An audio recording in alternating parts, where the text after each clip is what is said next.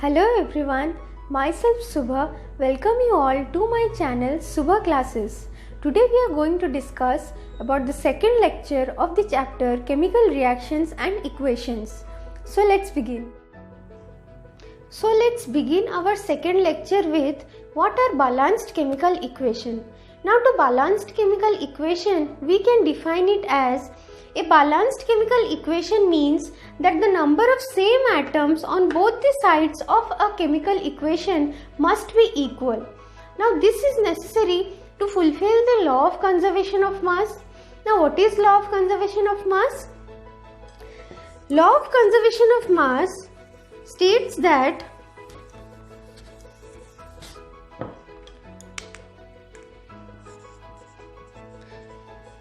law of conservation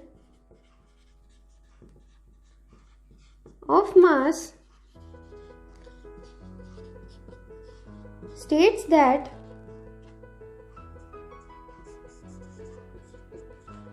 the total mass of all the products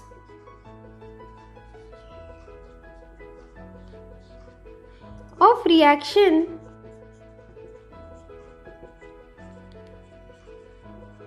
in a chemical reaction must be equal to the total mass of all the reactants.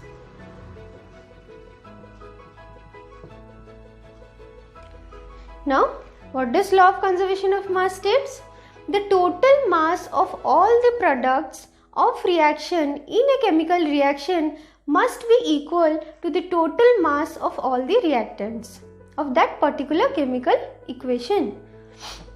So, if we take an example, we can understand it well. We know magnesium burns in oxygen to give magnesium oxide. So, here goes the equation. Now, is it a balanced chemical equation? No. It is a unbalanced chemical equation. Now, why do I call it to be an unbalanced chemical equation? It is because if we try to analyze, on the reactant side we have magnesium 1 atom. On the product side we have magnesium 1 atom. On the reactant side we have oxygen 2 atoms.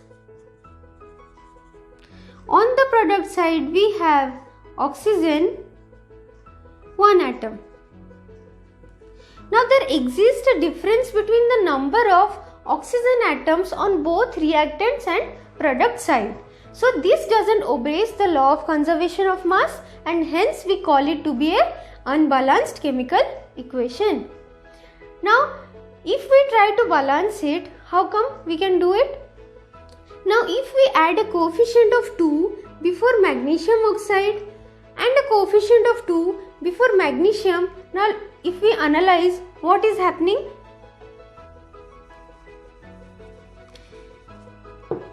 we can see that on the reactant side magnesium has got 2 atoms. On the product side magnesium has got 2 atoms. On the reactant side oxygen has got 2 atoms.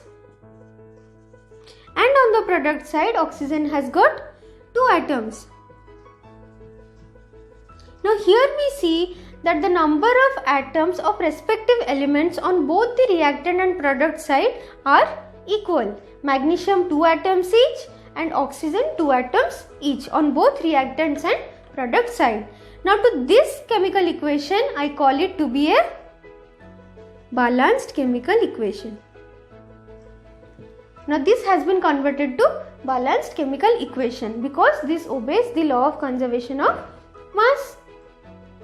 Okay, So if we try to analyze exactly what happens in a chemical reaction, we can see that one element do not change into another element, means the atom of one element do not change into the atom of another element during a chemical reaction. Similarly, from a reaction mixture, an element or the atom of an element do not disappear or arise from somewhere. Actually, what happens during a chemical reaction is exchange of partner takes place during the reaction. Hence, what happens? The total mass remains same. There is no change in mass, and hence law of conservation of mass holds good. Now, if we take another example, we can understand it well.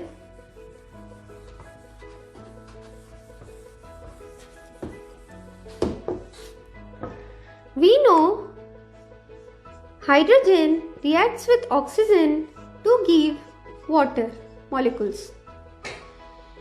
Now, is it a balanced chemical equation? No. Why? It's because on the reactant side, hydrogen has got 2 atoms, oxygen has got 2 atoms, and on the product side, if we analyze, hydrogen has got 2 atoms and oxygen has got 1 atom. So there is a difference between the number of oxygen atoms. So we can analyze it as 1 molecule of water which contains 2 atoms of hydrogen and 1 atoms of oxygen. That means that 1 molecule of oxygen will react with 2 molecules of hydrogen containing 4 atoms of hydrogen to give 2 molecules of water. Again, I repeat, 1 molecule of oxygen containing 2 atoms of oxygen will react with 2 molecules of hydrogen containing 4 atoms of hydrogen to give 2 molecules of water. Now, if we try to analyze exactly what are the number of atoms of respective elements, we can see that on the reactant side, hydrogen has got 4 atoms. On the product side, hydrogen has got 4 atoms. On the reactant side, oxygen has got 2 atoms. And on the product side, oxygen has got 2 atoms. Now, here there is a equality between the number of atoms of the respective elements on both reactant and product side.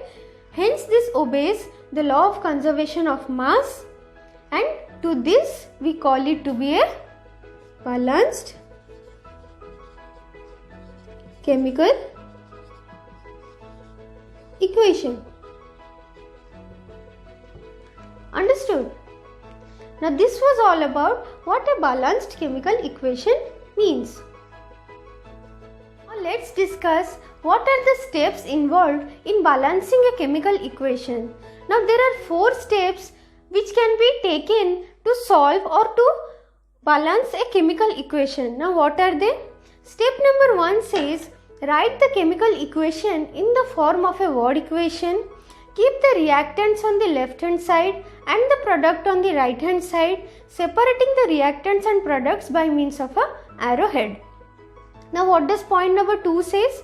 Point number 2 says that convert the word equation into a symbol equation by means of symbols and formulae. Now, the third step says equalize the number of atoms of respective elements on both the reactant and product sides by means of heat and trial method. Now, there are a lot of means to balance a chemical equation, but in your syllabus it is given by means of heat and trial method we are going to balance a chemical equation. So, now the fourth point says do not change the formulae of any substance while balancing a chemical equation. Now, these are the easy 4 steps to balance a chemical equation. So, let's see certain example so that we can understand it well.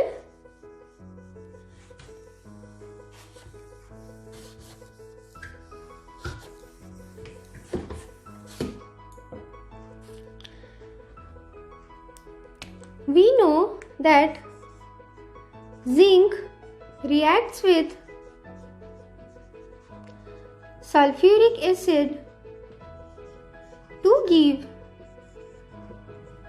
zinc sulfate along with the liberation of hydrogen gas. Now this was the first step, that we wrote the equation, chemical equation in the form of a word equation. This is the reactant which is written on the left side of the chemical equation. These are the products which are written on the right hand side of the chemical equation, and the reactants and the products are separated by means of an arrowhead, and this arrowhead points towards the product. Now what does the second step says? We need to convert this word equation into symbol equation by means of symbols and formulae. Now we can write zinc reacts with sulfuric acid to give zinc sulfate and hydrogen gas is liberated. Now is it a balanced chemical equation? No. So we need to equalize. Let us see first whether it is a balanced chemical equation or not.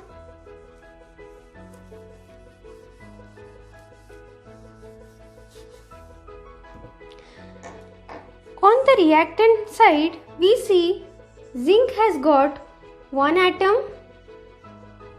On the product side, we see zinc has got one atom. On the reactant side, hydrogen has got two atoms, and on the product side, hydrogen has got two atoms. On the reactant side, sulfur has got one atom. On the product side, sulfur has got one atom. On the reactant side, oxygen has got 4 atoms, and on the product side, oxygen has got 4 atoms. So in this chemical reaction, we see there is already a equalize between the atoms of the respective elements on both reactant and product side. So this is already a balanced chemical equation. Now let us take another example.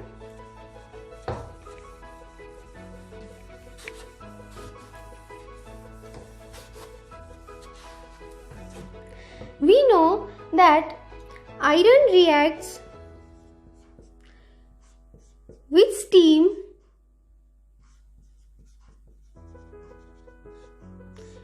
to give ferric oxide and hydrogen gas is liberated. Now, if we see whether it is a balanced chemical equation or not, on the reactant side, iron has got one atom. On the product side, iron has got 3 atoms. On the reactant side, hydrogen has got 2 atoms. On the product side, hydrogen has got 2 atoms. On the reactant side, oxygen has got 1 atom. On the product side, oxygen has got 4 atoms. Now are they equal? No. So there is a difference between the number of iron atoms and oxygen atom on both the reactant and product side. It doesn't obey the law of conservation of mass, hence it is an unbalanced chemical equation, so we need to balance it. Now we are going to balance it by means of heat and trial method. So for that, what we will do? Now here we see on the product side there are 3 atoms of iron present. So if we place 3 as a coefficient before iron, so we see the number of iron atoms become equal on both reactant and product side. Now if we go to oxygen atom, we see there are 4 oxygen atoms on the product side and there is 1 oxygen atom on reactant side. So if we equalize it, we can put a coefficient of 4 before water molecule, so as to equalize the number of oxygen atoms. Here we see on the product side there are 4 oxygen atoms and on the reactant side there are 4 oxygen atoms. Now if we talk about the hydrogen atom, on the reactant side we see there are 8 atoms of hydrogen present and on the product side we have 2 atoms of hydrogen present. So if we add a coefficient of 4 before hydrogen molecule on the product side, now let's see what is happening. If we analyze, on the reactant side iron has got 3 atoms. On the product side iron has got 3 atoms.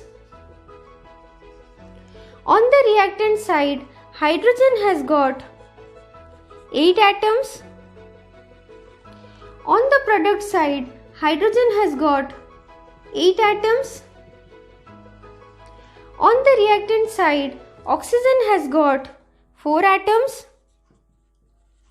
And on the product side oxygen has got 4 atoms. Now we see that the number of atoms of the respective elements on both the sides of the reactants and products are equal. That is 3 atoms each of iron, 8 atoms each of hydrogen and 4 atoms each of oxygen. So this obeys the law of conservation of mass and hence we call it to be a balanced chemical equation. Understood?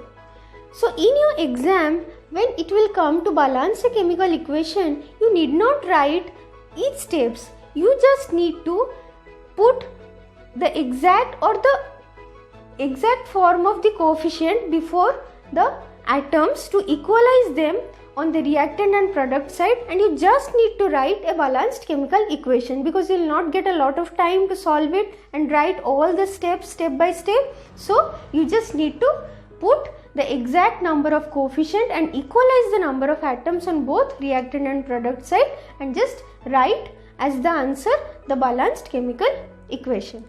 In order to make the chemical equation more informative, the chemical equation also signifies the physical state of both the reactants and products along with their chemical formula. How? It is in this way that the small s written beside a molecule signifies for solid state. That means that substance or that compound exists in the form of a solid state. That compound or molecule exists in the form of a solid state. L, small l within a bracket, moon bracket, signifies for liquid state. Small g signifies for gaseous state, and AQ within this moon bracket signifies for its aqueous solution. Now what is aqueous solution? Aqueous solution means solution prepared in water. The solution of that substance prepared in water. Now up-headed arrow signifies for the liberation of a gas and down-headed arrow signifies the formation of a precipitate. Now this is also signified by PPT. A precipitate can be signified by a down-headed arrow within the moon bracket or PPT within the moon bracket. Now here I want to say that what is the difference between when we write water molecule and beside that within bracket L, small l, and water molecule beside that within bracket AQ, that is aqueous. Now the difference in terms of chemistry, the difference is this, that when we say water and we write within bracket small l in liquid state, we say that we refer to 1 mole of water in liquid state. If you remember what is a mole, in class 9th you might have studied that mole means 1 mole means molecular weight of any substance expressed in gram is its 1 mole.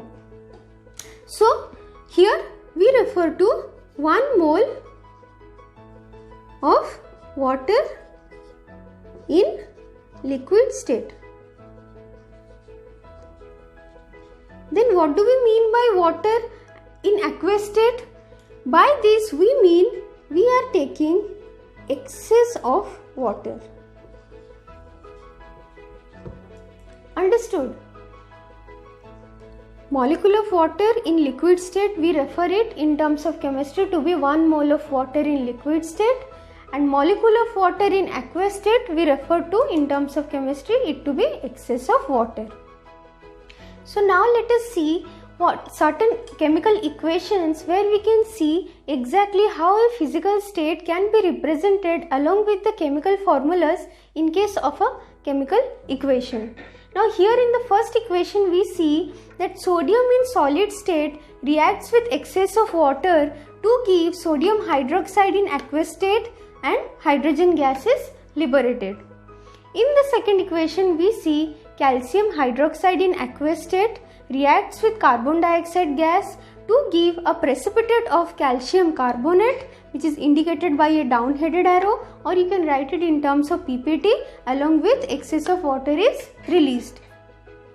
In the third equation we see that silver nitrate in aqueous state reacts with aqueous solution of sodium chloride to give a white precipitate of silver chloride. Along with that, a aqueous solution of sodium nitrate is formed as a byproduct. In the fourth reaction, we see that sodium hydroxide in aqueous state reacts with hydrogen chloride also in aqueous state to give sodium chloride in aqueous state along with excess of water. Now this is the way we write a physical state along with the chemical formulas in a chemical equation in order to make it more informative. So now let's see what are the types of chemical reactions. Now the first type is combination reaction. So what are combination reaction? The reaction in which two or more substances combine to form a single substance under suitable conditions are referred to as combination reactions. This reaction is also known as synthesis reaction. Why? It's because in this type of reaction a new substance is synthesized always. So now let's see in which condition this reaction takes place. Generally this reaction takes place between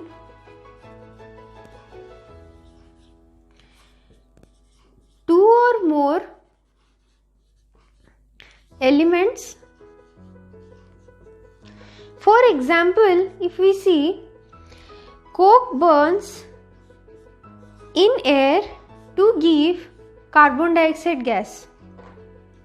Now this is the solid, this is the gas, and this is the gas. Another example, if we see hydrogen reacts with oxygen to give water.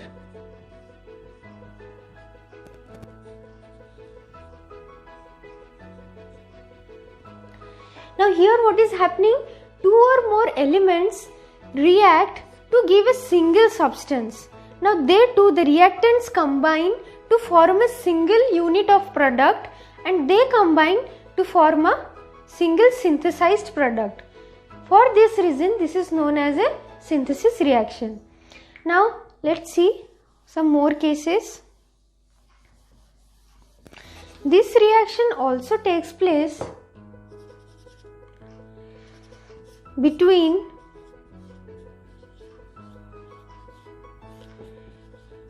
two or more compounds. For example, when vapors of ammonia are reacted with hydrogen chloride gas, they result in the formation of ammonium chloride, which is a white solid. Now let's write the equation. Vapors of ammonia are reacted with hydrogen chloride to give ammonium chloride, which is a white solid. Now here what is happening? Two compounds combine to form a single compound. Now let's see some other cases. Another one case is that this kind of reaction takes place between element and compounds. Now we know that nitric oxide is a colorless gas. Oxygen is also a colorless gas, but when they both react, they result in the formation of nitrogen dioxide, which is a reddish brown gas. Nitric oxide reacts with oxygen, both are colorless, to give nitrogen dioxide, which is a reddish brown gas.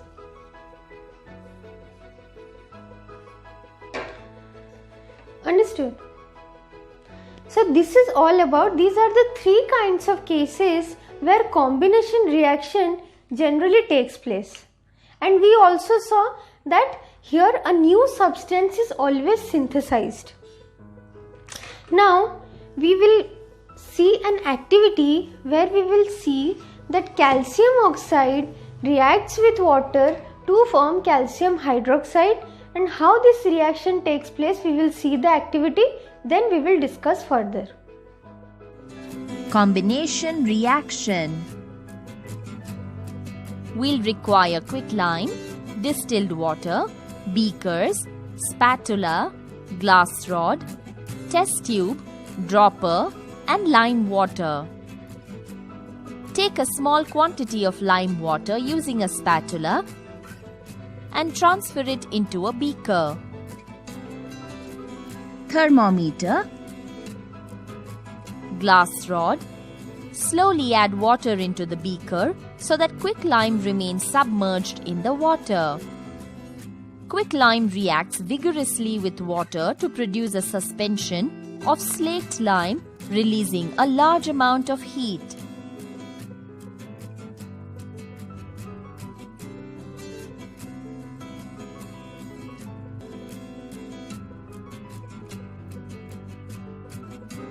Leave the beaker undisturbed for some time. A clear solution of lime water appears as the suspension of slaked lime settles down.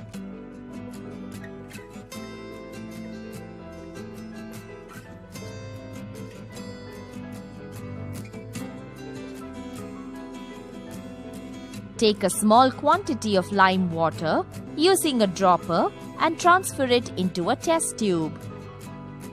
Then cork the test tube with a cork and insert a glass tube through the hole in the cork into the test tube.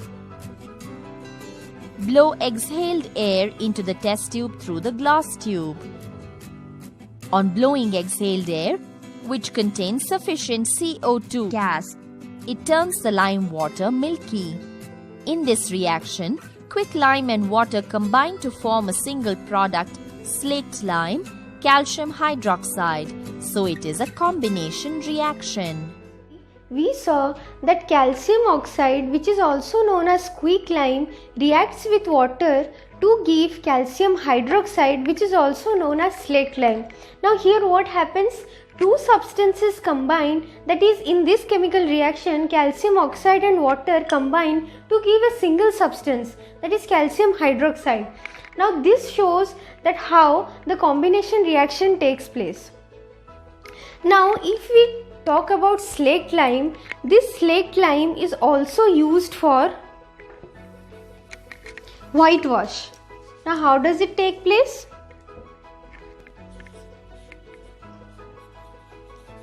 Slaked lime for whitewash.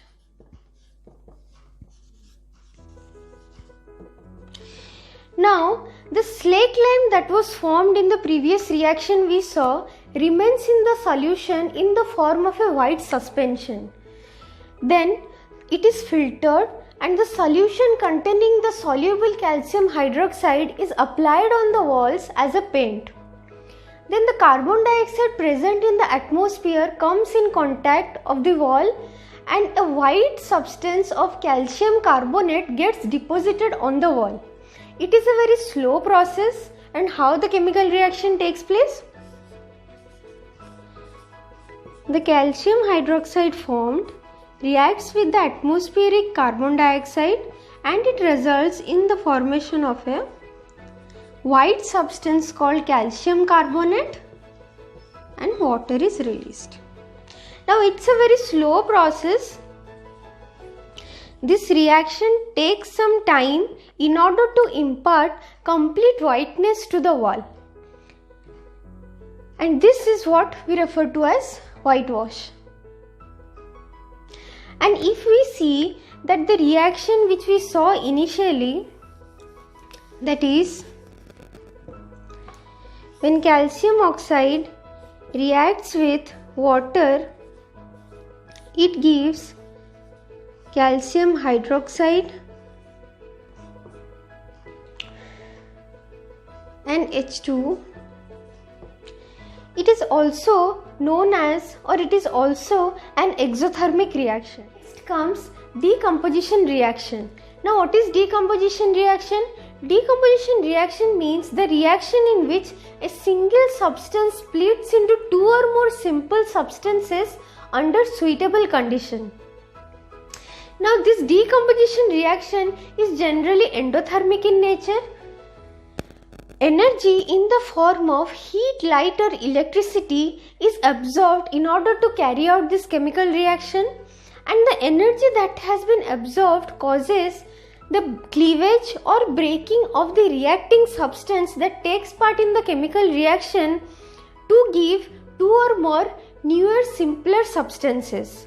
Now this decomposition reaction is completely opposite of the combination reaction that we studied prior. How come?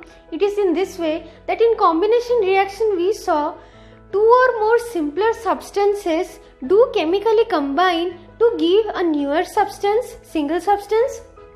But in case of decomposition reaction, a single substance undergoes certain absorption of energy in the form of heat, light or electricity and break down or disintegrate to give two or more newer products. Now by exothermic and endothermic, what do we mean by that? We have two kinds of reaction also. First one is exothermic reaction, second one is endothermic reaction. Now what is exothermic reaction? Exothermic reaction means the reaction in which heat energy is released along with the product during the chemical reaction. For example, when hydrogen reacts with oxygen, it gives water along with 572 kilojoule of energy. This heat energy is released during the process of chemical reaction. And this chemical reaction is known as exothermic chemical reaction. Now what is endothermic chemical reaction? The chemical reaction in which some amount of heat energy is absorbed during the formation of the product of that chemical reaction is known as endothermic reaction. For example, when nitrogen reacts with oxygen, it gives nitric oxide. Along with it, 180 kilojoule of energy is utilized during the formation of this chemical reaction. And this amount of heat energy which is utilized is denoted by the minus symbol. That means this indicates that this is a endothermic reaction and this amount of heat energy has been utilized while the formation of the product during this chemical reaction. And this plus sign along with the heat energy indicates this is an exothermic reaction, and during the formation of this product and carrying out this chemical reaction, 572 kilojoule of heat energy is released. As we studied in the decomposition reaction that it is generally endothermic in nature, and here in this type of reaction energy in the form of heat, light or electricity is utilized to proceed the reaction further, which causes this energy which is absorbed causes the cleavage or breaking of the bond between the reacting substance that take part in the particular chemical reaction, and it decomposes to give newer products. So basing on that, we have divided or we have categorized decomposition reaction to be of three types, namely thermal decomposition, electrolytic decomposition and photolytic decomposition. Now in thermal decomposition, what happens? Here energy is used or absorbed or utilized in the form of heat so as to break the bond between the reacting substance to give two or more newer products. Similarly, in case of electrolytic decomposition, energy is used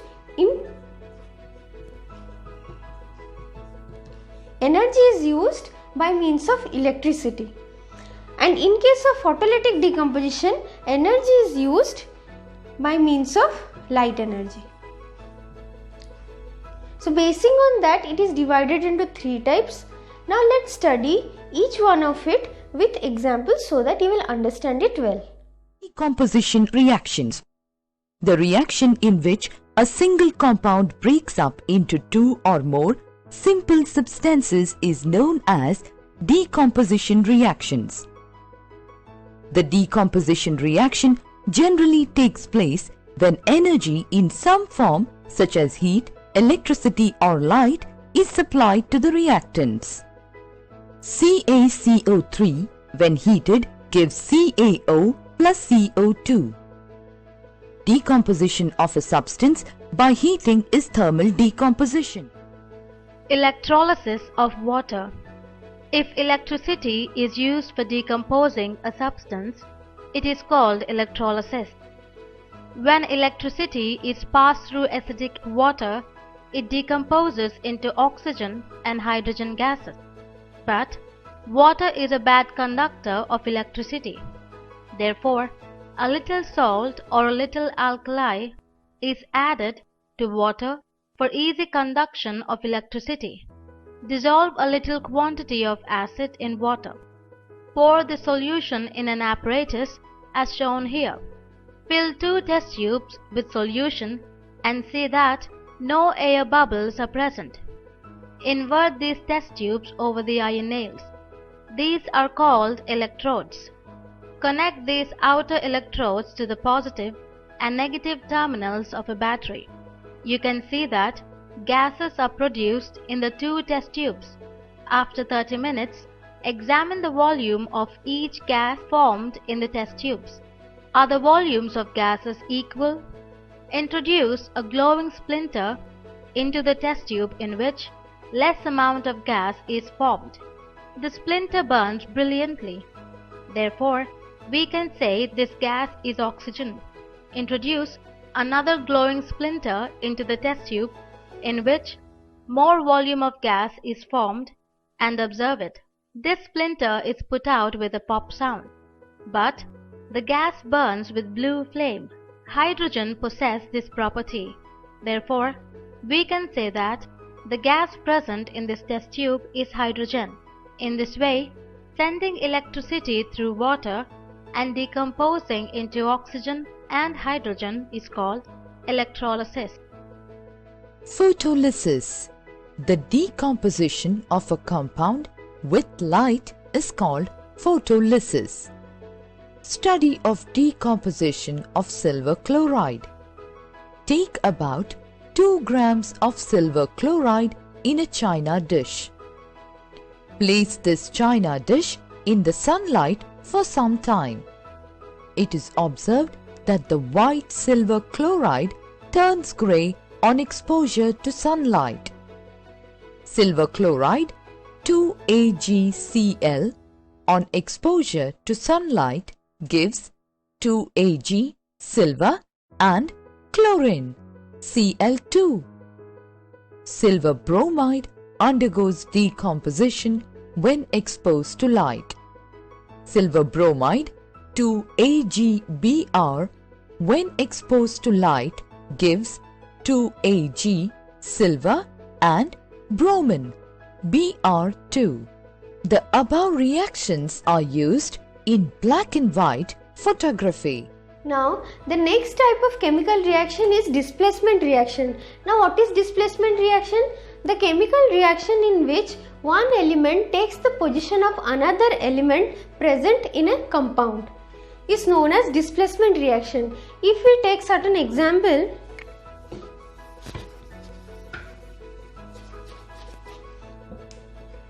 for example, when iron reacts with copper sulfate, it results in the formation of iron sulfate and copper. Now here what happens, iron being more reactive element displaces the less reactive element here, which is the copper, to form iron sulfate, and copper here is displaced from the respective reactant which is copper sulfate. If we take another example, zinc reacts with copper sulfate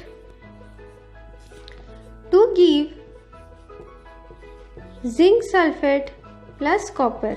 Another example, when zinc reacts with iron sulfate to give zinc sulfate plus iron. Now here what happens is, in the first case, iron being more reactive element than copper displaces it to form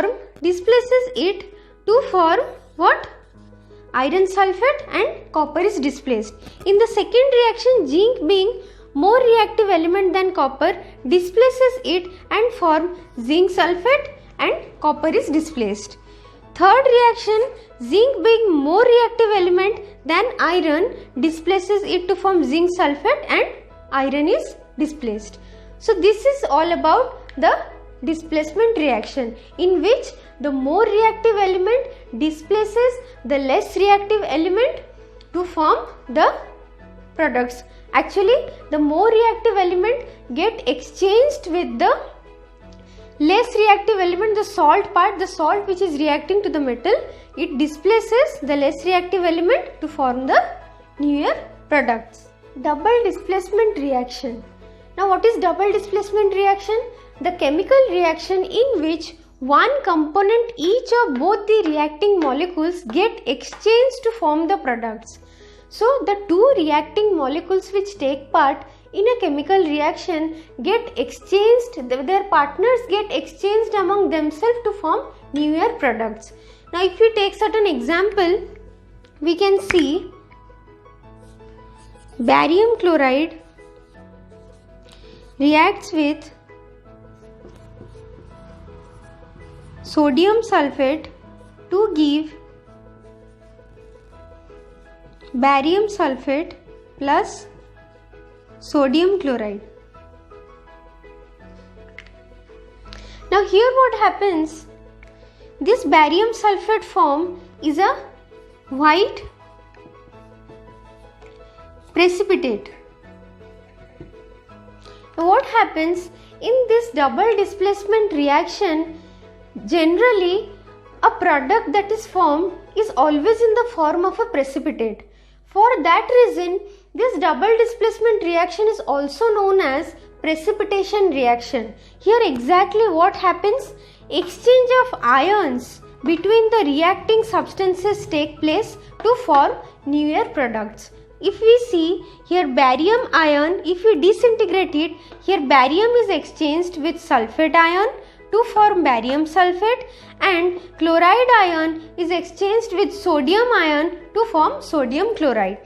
This barium sulfate remains as precipitate in the solution, and this sodium chloride remains dissolved in the solution. Here the exchange of partners between two reacting substances take place to form newer products. This is known as double displacement reaction. Discuss what is the difference between displacement and double displacement reaction. If we generalize the idea that we studied prior, we can analyze that in case of displacement reaction, one element takes the place of another element in a compound to form newer products. But in case of double displacement reaction, one element or one component, each of the reacting species displaces each other to form newer products. Now if you take the example, we can understand it well. We know that iron reacts with copper sulfate to give iron sulfate, and copper metal is formed. Now we know this is a displacement reaction.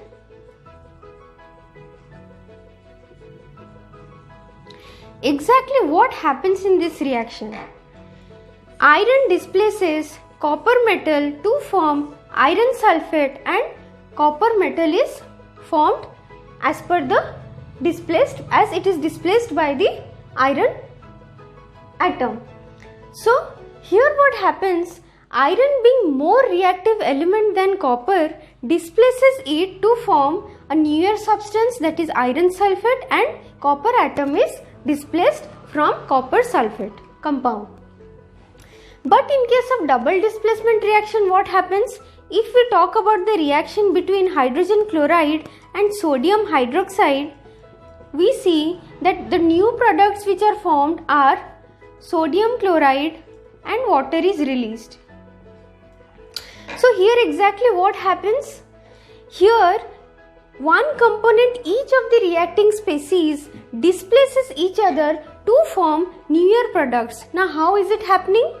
Here what is happening, this here sodium ion displaces the chloride ion and hydroxyl ion displaces the hydrogen ion to form sodium chloride and water molecules.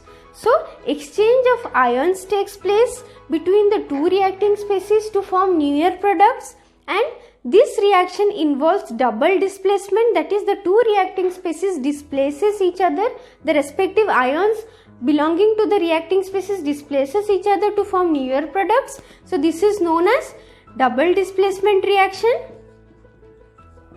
And in case of single displacement reaction, what happens? By single displacement reaction I mean displacement reaction. Why I say it to be single displacement reaction? Because here a more reactive species displaces a less reactive species in comparison to one of the reacting species to form newer products. So here a single element plays an active role to form newer products by displacing the less reactive element present in that chemical reaction. So this is, for that reason I call it to be a single displacement reaction.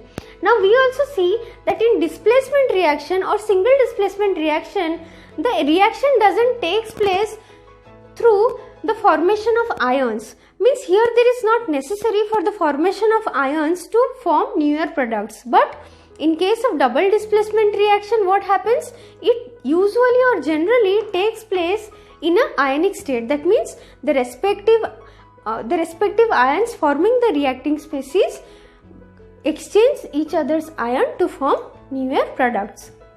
Now this is all about the difference between the displacement reaction and double displacement reaction. This is one of the important question for your board exams, and when you write the difference between the displacement and double displacement reaction, do specify it with certain chemical equation or examples which will make the examiner feel that you have a clarity in your concept. Now let us discuss what are oxidation and reduction reactions. Now if we first study what are oxidation reactions, we can say the reactions in which addition of oxygen to a substance takes place or removal of hydrogen from a substance takes place. Now to such kind of a chemical reaction, we say it to be an oxidation reaction. Again, the substance which either gives oxygen or removes hydrogen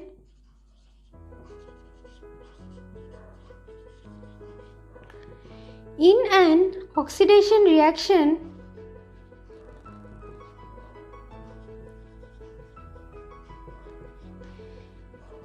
is known as an oxidizing agent.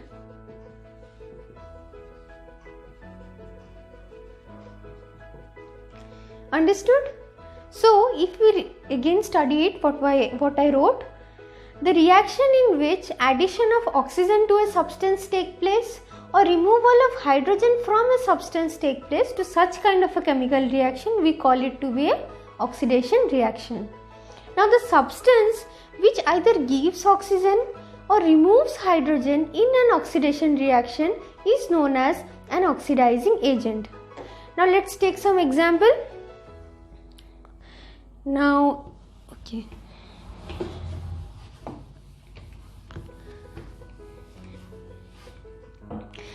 We know that copper reacts with oxygen in the presence of heat to give cupric oxide.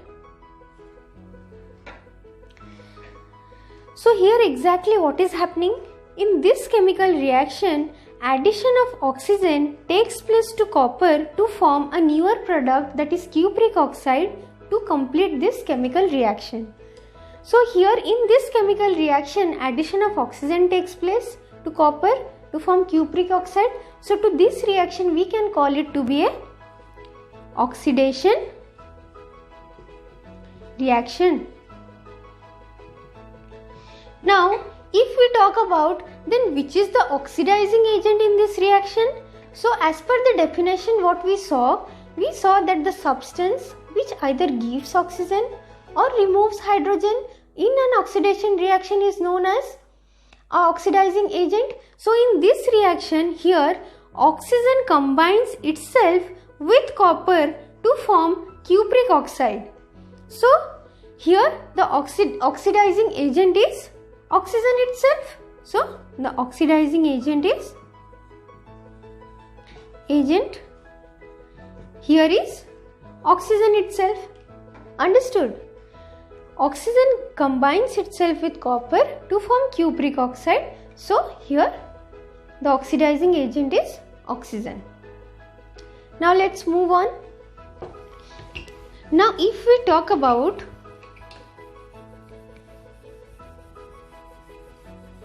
what are reduction reaction, we can say the reaction in which addition of hydrogen or removal of oxygen takes place, to such kind of a chemical reaction we call it to be a reduction reaction. That means what happens? The reaction in which addition of hydrogen to a substance or removal of oxygen from a substance take place, to such kind of a chemical reaction we call it to be a reduction reaction. Again, the substance which gives hydrogen or removes oxygen in a reduction reaction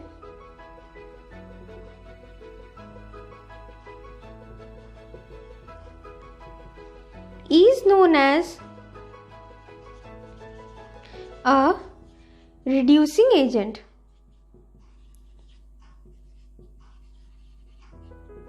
Understood? So what I said, the substance which gives hydrogen or removes oxygen in an reduction reaction is known as a reducing agent. Now let's consider an example. Okay.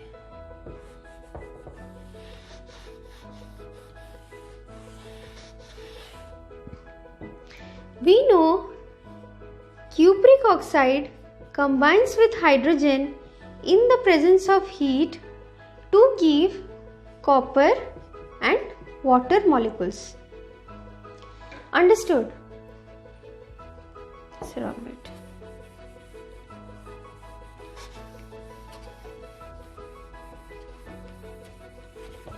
write it again. So what did we say? Cupric oxide reacts with hydrogen in the presence of heat to give copper and water molecules. Now exactly what is happening in this reaction? Cupric oxide gets converted to copper metal. Hydrogen molecules get converted into water molecule. Now if we see what is happening exactly, as per the definition, if we remember, loss of oxygen, we say it to be reduction. So here we can say that copper oxide, after the removal of oxygen atom from them, it gets converted to or reduced to copper metal. So here what is happening? Reduction is happening. Now again if we see, hydrogen molecule after gaining oxygen gets converted into water molecules. So if we remember the definition, we saw that the addition of oxygen to a substance refers to oxidation. So here what is happening? Oxidation is happening. Understood? Copper oxide get reduced to copper metal, reduction takes place. Hydrogen molecule after combination with oxygen gets converted to water molecules, so addition of oxygen takes place, and this is oxidation reaction. Oxidation takes place. So if we now talk about that which is the oxidizing agent and which is the reducing agent, we can see that here copper oxide loses its oxygen or donates its oxygen, gives its oxygen to hydrogen molecule to form water molecules. So if you remember the definition, we saw that water oxidizing agent, the substance which either gives oxygen or removes hydrogen in an oxidation reaction, is known as a oxidizing agent. So here cupric oxide gives its oxygen to hydrogen molecule to form water molecules. So here the oxidizing agent is cupric oxide. Understood? Now which is the reducing agent? If we remember the definition, the substance which either gives hydrogen or removes oxygen in a reduction reaction is known as a reducing agent. So here hydrogen, what it does? It removes oxygen from cupric oxide to form water molecules. So here removal of oxygen takes place from cupric oxide by means of hydrogen molecule to form water molecules. So here the reducing agent is the hydrogen molecule. Understood? Cupric oxide is the oxidizing agent. Cupric oxide after reduction gets converted into copper metal. So reduction takes place. It gets reduced to copper metal. Hydrogen molecule after oxidation gets converted into water molecule. Addition of oxygen takes place. So it is an oxidation reaction. Oxidation takes place. And it removes oxygen from cupric oxide to form water molecules. So this turns to be a reducing agent. Understood? Now one more concept if we understand. This is a reaction, that is the reaction between cupric oxide and hydrogen in the presence of heat to form copper metal and water molecules. In this reaction we saw that simultaneously oxidation and reduction takes place. Both oxidation and reduction takes place. Now to such kind of a chemical equation in which both oxidation and reduction takes place, we call it to be a redox reaction. Now what we call? We call it to be a redox reaction. Now again if I repeat, what are redox reaction? The reaction in which both oxidation and reduction takes place, we call such kind of a reaction to be a redox reaction. Now if we take another example of redox reaction to understand it well, we can take the example of zinc oxide reacts with carbon in the presence of heat to give zinc and carbon monoxide. Now here in this reaction what is exactly happening? zinc oxide gets converted to zinc and carbon gets converted into carbon monoxide. So here after the removal of oxygen from zinc oxide, it gets converted to zinc. So what is exactly happening here? Removal of oxygen refers to reduction. So reduction takes place. And carbon after addition of oxygen gets converted to carbon monoxide. So here what is happening? Oxidation. Addition of oxygen to carbon gets converted into carbon monoxide. So here oxidation takes place. Removal of oxygen from zinc oxide to zinc is referred to as reduction. Loss of oxygen takes place. Now if we talk about here, both oxidation and reduction are happening. So it is a redox reaction. This is called a redox reaction. Now which is the oxidizing agent and which is the reducing agent if we see? Here what is happening exactly? Carbon gets converted to carbon monoxide. So this removes oxygen from zinc oxide to itself get converted into carbon monoxide. So it removes oxygen from zinc oxide. So it is termed to be a reducing agent. If we remember the definition, we saw that the substance which either gives hydrogen or removes oxygen in an oxidation reaction or reduction reaction, we call it to be a reducing agent. So here the reducing agent is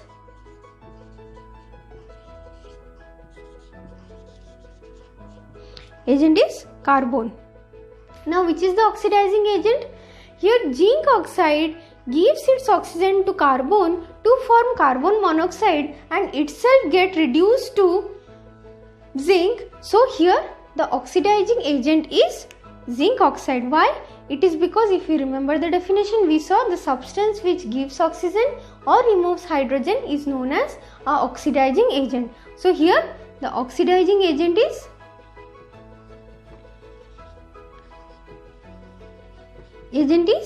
zinc oxide.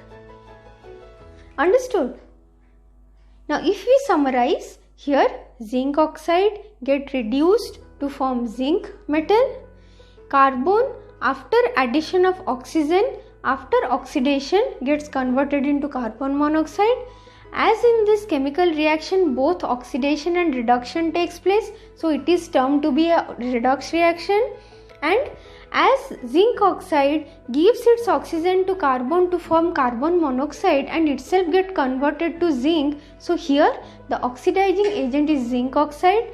And as carbon removes the oxygen from zinc oxide to get itself converted to carbon monoxide, so here reducing agent is carbon. Understood?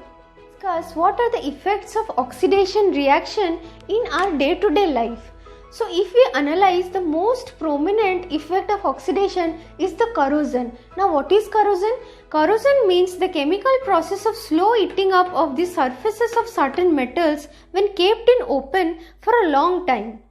So you might have seen a black coating on the surface of silver metal or a formation of green layer on the surface of copper metal. These are certain examples of corrosion. The most prominent example is the corrosion that happens in case of iron, which we call it to be rusting. Now what is rust? Rust is a chemical substance which is soft and porous in nature. It is brown in color and is formed where iron is exposed to moist air, especially the carbon dioxide and water contained in the air. When it comes into its exposure, iron gets converted into rust. It is an oxidation reaction and the formula of rust is Fe2O3.XH2O. Now it is a very slow process, but once it starts moving or once the reaction starts, it just goes on. Now if we say what is the chemical reaction for the formation of rust, we can write 2Fe plus 3/2O2 plus XH2O. It gives rise to the formation of Fe2O3.XH2O. Now what is this? This we call hydrated ferric oxide, or in general terms we call it to be rust. Now this is the formula of rust, and this is the chemical equation which leads to the formation of rust. Now again, if we see, this is the most common question which comes in your board exam, that why silver metal gets blackened when exposed to atmosphere for some time. It is because the traces of hydrogen sulfide which are present in air do react with silver metal and form silver sulfide, which is black in color, for which silver loses its shininess and whiteness and it looks black. Now if we talk about the chemical equation, we can write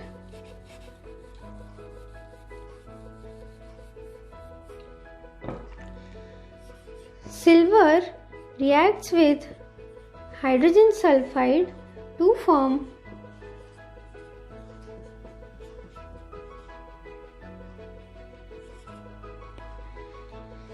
now this silver sulfide is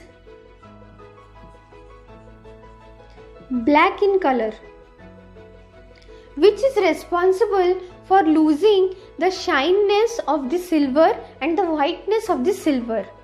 Now, if we want to regain the whiteness of the silver, we can treat this silver sulfide or the corroded silver with certain toothpaste which contains hydrogen peroxide, and this hydrogen peroxide is present in the toothpaste as an antiseptic. If we treat silver sulfide with hydrogen peroxide, what do we get? We get silver sulfate and water molecules.